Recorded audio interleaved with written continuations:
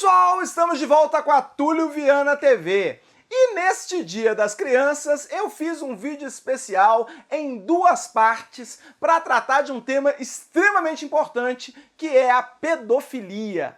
Na primeira parte nós vamos tratar do estupro de vulnerável e da exploração sexual infantil, que é esse vídeo que vocês vão assistir agora. E na segunda parte, nós vamos tratar sobre pornografia infantil. Então, se você tem gostado dos vídeos do canal, já deixa seu joinha. Se você ainda não está inscrito, já se inscreve, ativa as notificações para você ser notificado da segunda parte desse vídeo, que depois da vinheta nós vamos falar então sobre pedofilia.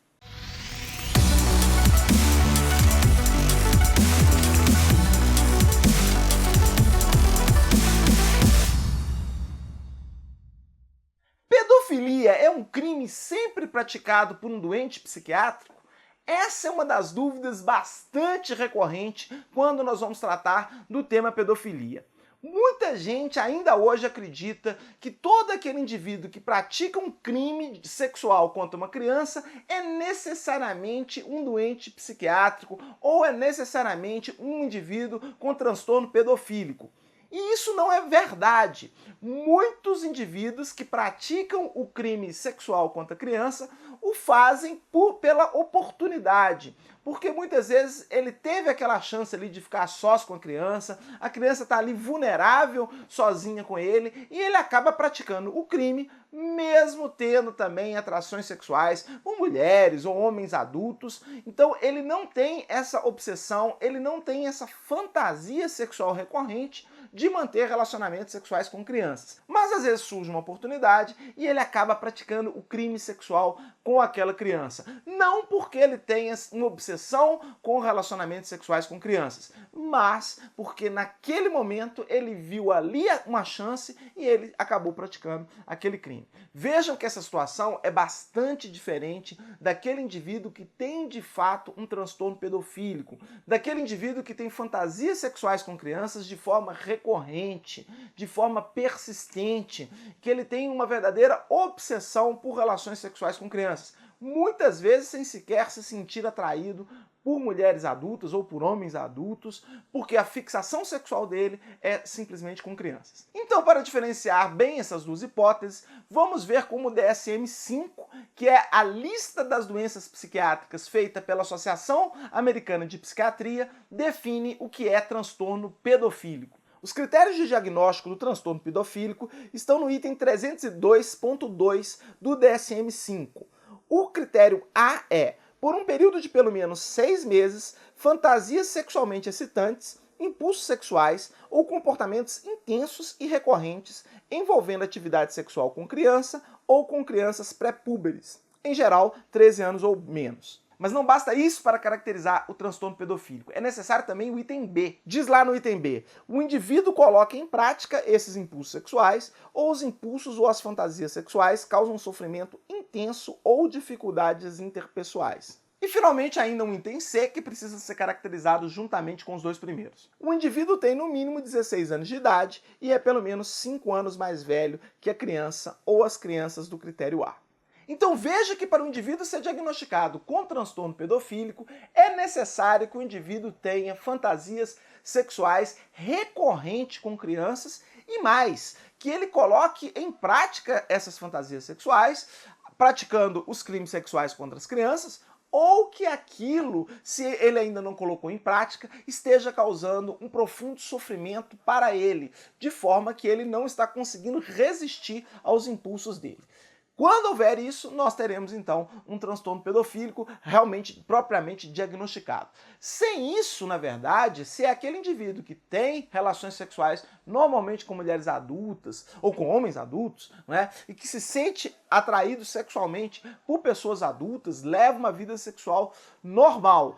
Porém, em algumas circunstâncias, ele acaba tendo o desejo sexual por crianças e acaba praticando crimes sexuais contra crianças, esse indivíduo, ele não tem propriamente um transtorno pedofílico, ainda que ele tenha praticado os crimes sexuais contra criança. E aí, então, não há a falar em uma doença psiquiátrica, mas ele é tão somente um criminoso. Uma segunda questão bastante recorrente é qual crime seria a pedofilia? Onde está a pedofilia na legislação penal brasileira? E aí, o que é uma surpresa para muitos, não existe o crime de pedofilia na legislação penal brasileira. O que há na legislação brasileira são vários crimes que tratam da situação em que o indivíduo adulto pratica atos sexuais com crianças. O primeiro e o mais importante deles é o artigo 217-A do Código Penal Brasileiro, que trata justamente da hipótese de se manter relação sexual com menor de 14 anos. Diz lá o artigo 217-A do Código Penal: ter conjunção carnal ou praticar outro ato libidinoso com menor de 14 anos. Vejam então que esse crime de estupro de vulnerável vai punir pessoas que pratiquem relação sexual com crianças ou adolescentes menores de 14 anos, independentemente de ter havido um consentimento ou não da criança ou adolescente. A ideia aqui é que uma pessoa com menos de 14 anos não tem maturidade sexual ainda para consentir com a relação sexual. É preciso dizer também que essa relação sexual pode ser dos mais variados tipos: sexo vaginal, sexo anal, sexo oral, introdução de objetos na vagina ou no ânus da criança. Então, das mais variadas formas possíveis, porque o tipo fala ou outro ato libidinoso. Claro que essa redação vaga ou outro ato libidinoso pode gerar alguma controvérsia, como, por exemplo, um indivíduo que beija uma criança na boca, se ele teria praticado ou não estupro de vulnerável. É preciso ter muita cautela na aplicação desse tipo penal, até porque culturalmente existem pais que têm esse hábito de beijar as crianças na boca e que isso não vai configurar necessariamente um estupro de vulnerável, porque muitas vezes é feito de forma carinhosa e não de forma libidinosa. Cabe ao juiz ter bastante bom senso nessas situações para saber diferenciar aqueles atos que de fato têm uma característica libidinosa, que de fato têm uma característica sexual, daquelas ações que são meramente carinhosas e que não visam aí a obtenção de prazer sexual. Melhor seria se o legislador colocasse de uma forma mais objetiva, mais clara, o que são esses outros atos libidinosos. Mas, hoje, a melhor interpretação que se pode fazer desse dispositivo é entender esse ato libidinoso como algo da mesma gravidade de um sexo vaginal, de um sexo anal, de um sexo oral, ou de uma introdução de objetos na criança, algo do gênero. Para evitar justamente que esses pais que às vezes beijam na boca a criança de forma carinhosa acabem sendo condenados por um crime tão grave como é o crime de estupro de vulnerável. É preciso dizer também que, para efeitos da legislação penal brasileira, até os 12 anos a pessoa é considerada criança e a partir dos 12 anos ela entra na adolescência. Então, esse adolescente entre 12 e 14 anos, ele está tutelado pelo tipo penal, mas ele, para efeitos também da lei, ele é considerado já adolescente. E aqui nós temos uma grande controvérsia, que é justamente saber se de fato é adequado presumir que esse adolescente entre 12 e 14 anos não tem condição de consentir com um ato sexual. Isso se torna absolutamente problemático quando nós temos a situação de dois adolescentes mantendo relações sexuais. Normalmente aí um com 16 anos ou com 15 anos que mantém uma relação sexual com um de 13, às vezes de 12 anos. E aí então nós vamos ter uma situação em que aquele adolescente de 15 anos que manteve a relação sexual com um de 12 ou de 13 vai ser responsabilizado pelo Estatuto da Criança e do Adolescente pelo ato infracional de estupro de vulnerável, mesmo que aquele adolescente de 12, de 13 anos tenha consentido com a relação sexual. O que é bastante problemático se nós pensarmos que cada vez mais as crianças iniciam sua vida sexual mais cedo, muitas vezes elas fazem isso de forma espontânea, e nós condenarmos o adolescente de 15, 16 anos por essa relação sexual que foi consentida pelo adolescente de 13, 12 anos, na prática, vai fazer com que a vida sexual desses adolescentes fique marcada de forma definitiva, muitas vezes na sua primeira relação sexual, pela judicialização dessa relação por meio do Estatuto da Criança e do Adolescente e pela punição do adolescente mais velho. O que, ao meu ver, é bastante problemático. Em muitos países europeus se adota uma cláusula chamada de exceção da idade próxima. O que essa cláusula faz basicamente? Ela diz que se o adolescente mais velho tem uma diferença de idade de 3, 4 ou até mesmo 5 anos em relação ao adolescente mais novo, ele acaba não sendo punível porque não se justifica mais presumir que houve então algum tipo de violência ou que houve algum tipo de agressão. Então, se o adolescente mais jovem afirmar que consentiu com a relação sexual, o mais velho então não seria punido pelo ato infracional de estupro de vulnerável. Ele só seria punível se fosse comprovado que ele agiu com violência ou com grave ameaça. Aliás, eu tenho um artigo acadêmico publicado em coautoria com a professora Alexia, em que a gente defende justamente a incorporação desse dispositivo no direito penal brasileiro para evitar justamente que adolescentes de 15, 16 anos sejam punidos por uma relação consensual que mantiveram com um adolescente de 12, 13 anos. Em relação aos adultos, a diferença de idade realmente é muito grande. E aí é bem provável que o adulto tenha se aproveitado da inexperiência do adolescente menor de 14 anos para a prática da relação sexual, razão pela qual se justifica algum tipo de punição. É preciso se discutir se essa punição deveria ser a mesma daquele indivíduo que pratica o crime com violência ou grave ameaça. E isso quando se tratar de adolescentes entre 12 e 14 anos. Talvez um crime com uma pena um pouco menor para esses casos fosse muito mais adequada do que punir esse indivíduo que convenceu o adolescente ou a criança a manter relação sexual com ele, seja punido da mesma forma que aquele indivíduo que utiliza a violência ou utiliza uma grave ameaça, como uma arma de fogo, por exemplo, para realizar a relação sexual. Então isso nós podemos pensar em relação ao crime de estupro de vulnerável, que é do artigo 217-A.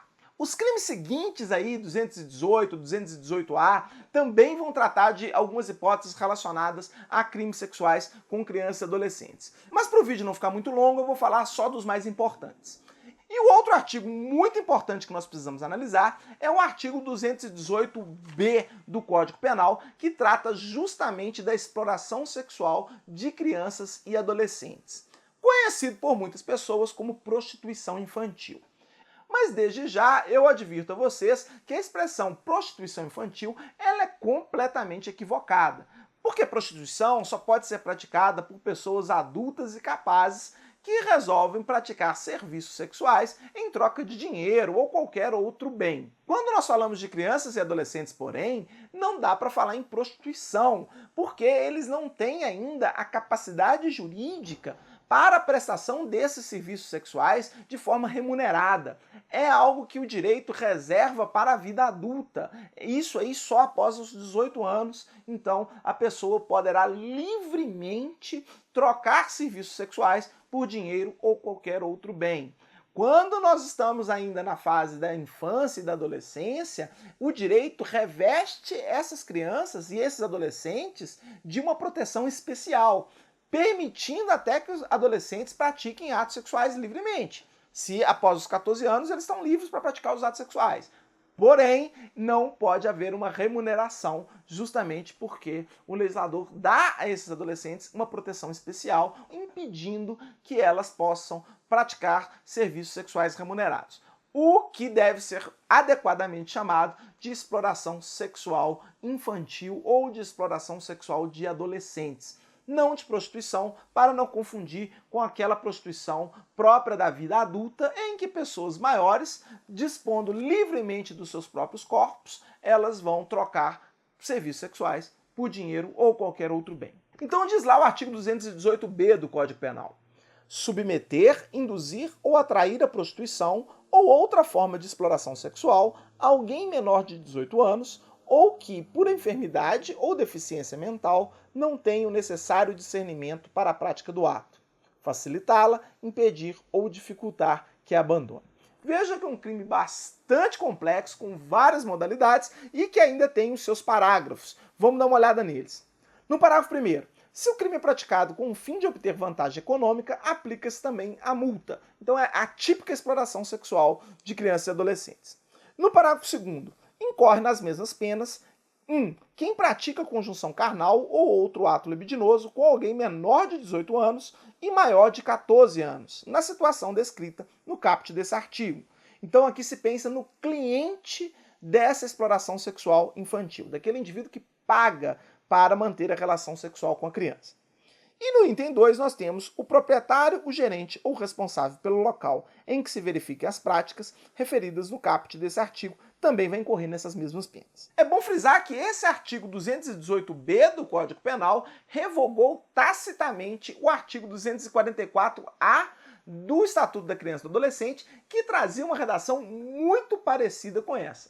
Então, o tipo penal da exploração sexual de crianças e adolescentes saiu do Estatuto da Criança e do Adolescente e veio agora para esse artigo 218b do Código Penal, mais ou menos com a mesma redação, sem grandes modificações.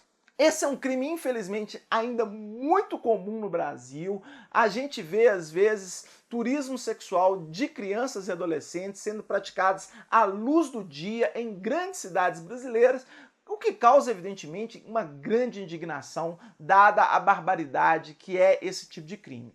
É preciso, então, políticas públicas extremamente sérias para proteger essas crianças e esses adolescentes dos indivíduos que as exploram sexualmente para ganhar dinheiro com isso e dos clientes, né, que se aproveitam daquele mercado que existe para ir lá e manter relação sexual com essas crianças e adolescentes. Alguns desses indivíduos têm o transtorno pedofílico, eles são obcecados realmente com sexo com crianças e adolescentes e vão sempre lá, né, são clientes cativos, digamos assim, desse tipo de estabelecimento.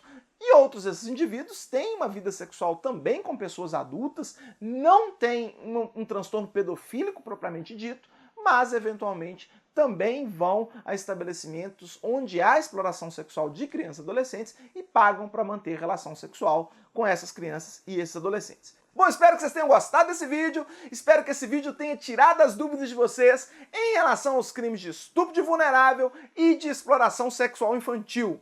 E se você quiser saber agora sobre pornografia infantil, assista a segunda parte desse vídeo, eu vou deixar o link na descrição. E se você gostou desse vídeo, deixa o seu joinha, compartilhe o vídeo com seus amigos, coloca lá nas listas de discussão das quais você faz parte, na lista da família, na lista da empresa, ajude na divulgação do canal, porque isso é muito importante para que os nossos vídeos possam chegar a cada vez um número maior de pessoas. Eu espero revê-los no próximo vídeo, um grande abraço e até a próxima!